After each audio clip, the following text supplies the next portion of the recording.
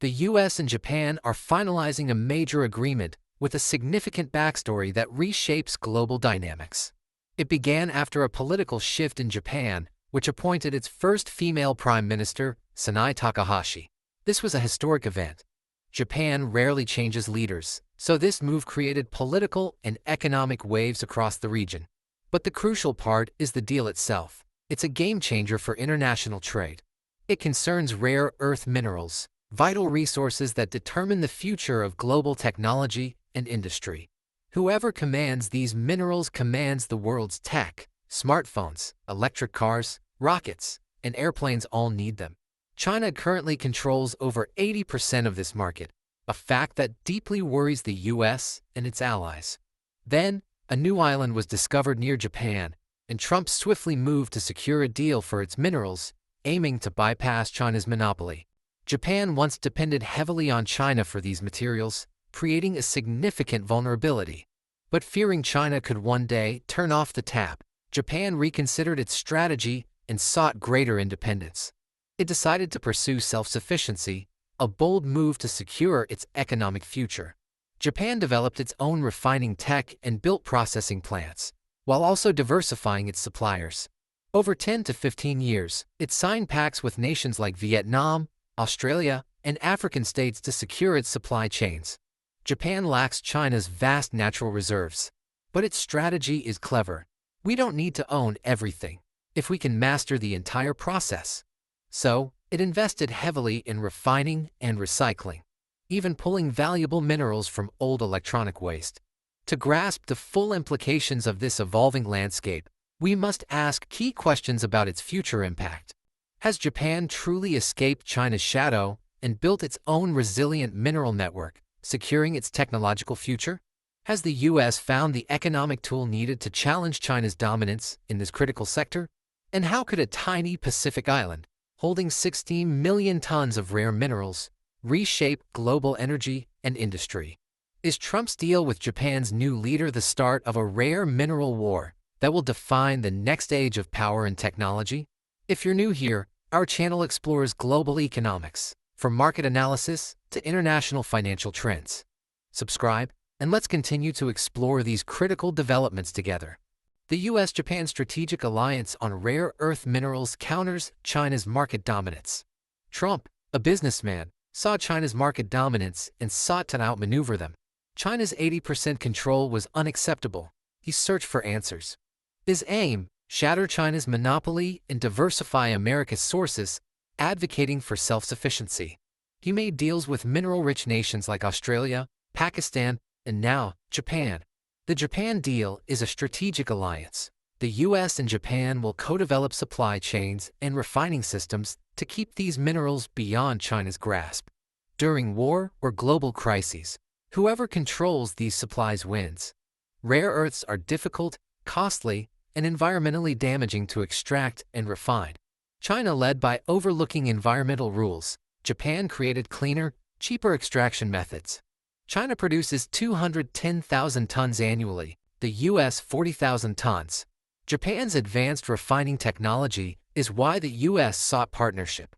This deal signals to China, we are creating a new network without you. China threatened to cut supplies to political opponents, as it did to Japan in 2010, halting exports after a maritime dispute. That was Japan's wake-up call. The US and Japan are investing in recycling tech to get minerals from old devices, a smart, sustainable, profitable, and eco-friendly strategy.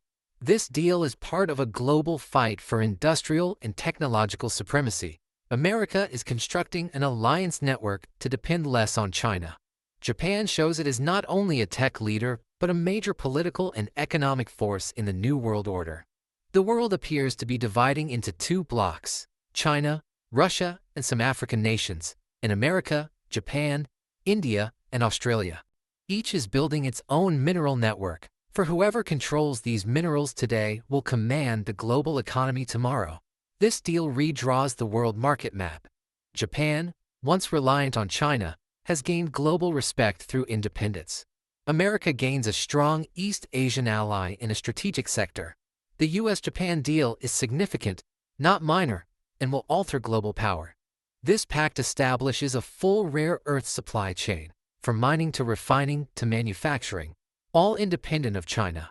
Trump met Prime Minister Sanae Takaichi and signed a deal, announcing a new golden age to contest China's market control.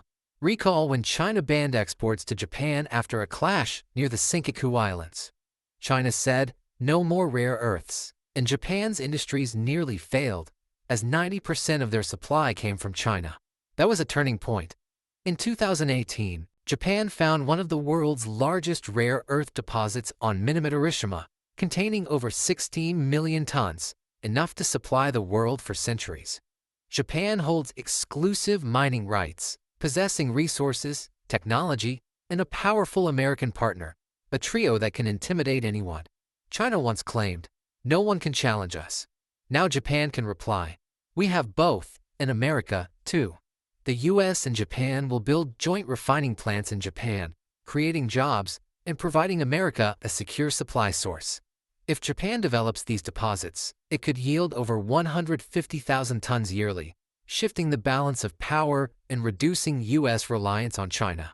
Japan's work since 2010 is an economic miracle. It worked quietly, signing deals, building systems, and discovering its treasure. The US deal is the climax. This new economic alliance breaks China's monopoly on minerals driving modern tech, clean energy, electric vehicles, AI, and defense systems.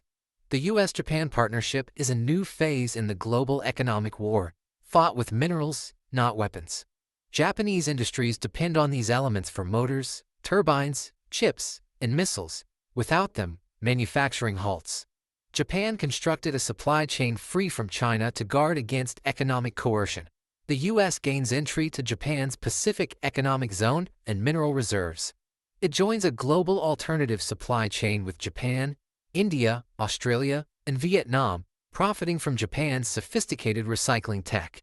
America and Japan are forging a new global network, ensuring China is not the sole major player, bolstering economies and stabilizing the world market. This is a deliberate plan to weaken China's control over the 21st century's most critical resource.